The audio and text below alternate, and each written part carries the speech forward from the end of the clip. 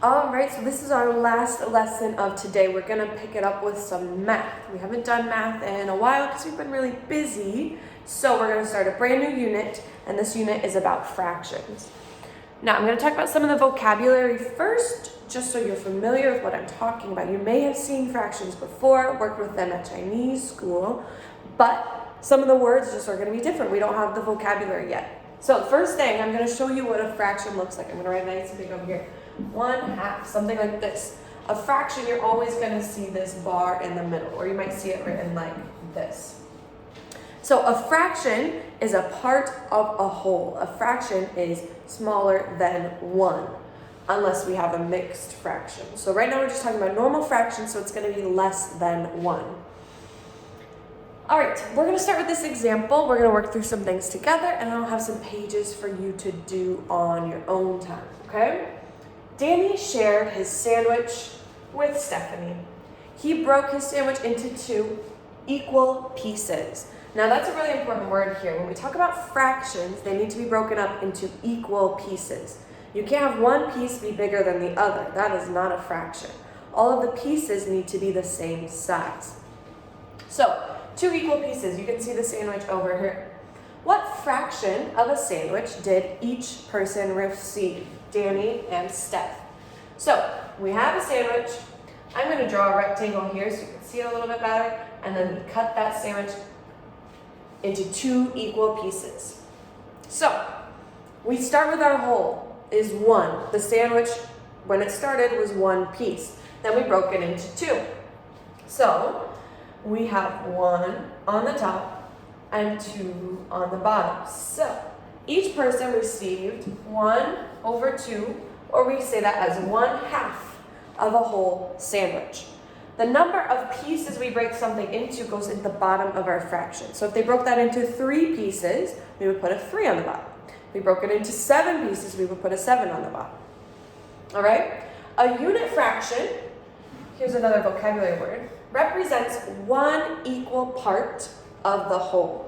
So if we have a unit fraction, that top number is 1. 1/2, 1/3, 1/4.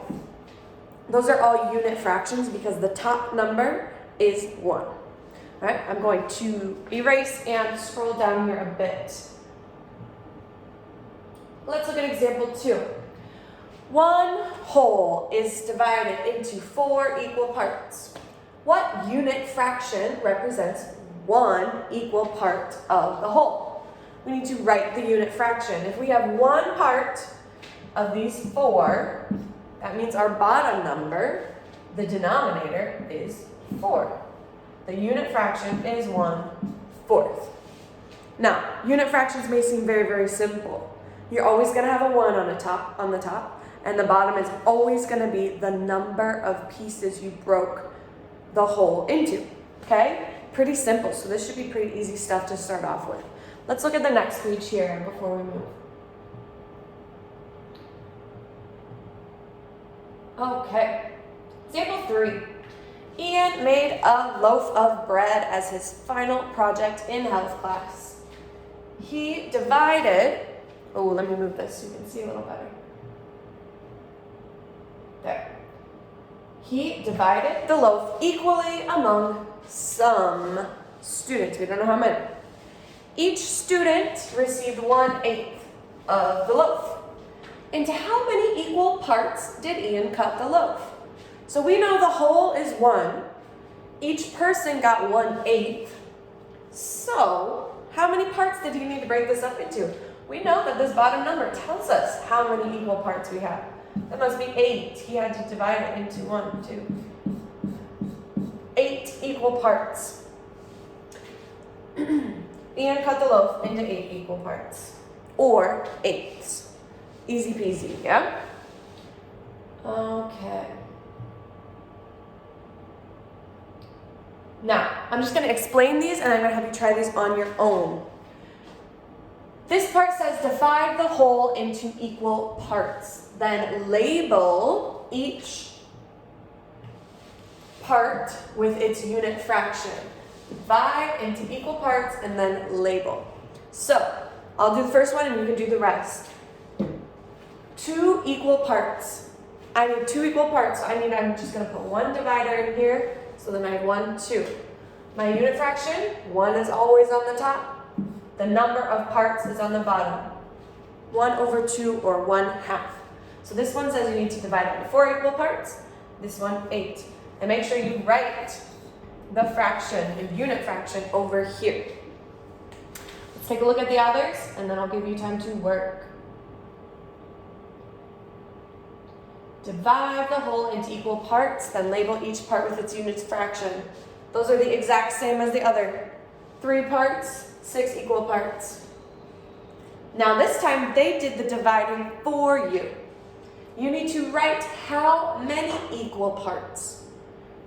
Shade 1 part, so you can use a marker and shade it in, highlighter, pencil, whatever, and then write the unit fraction. So I'll do one of these and you can do the rest.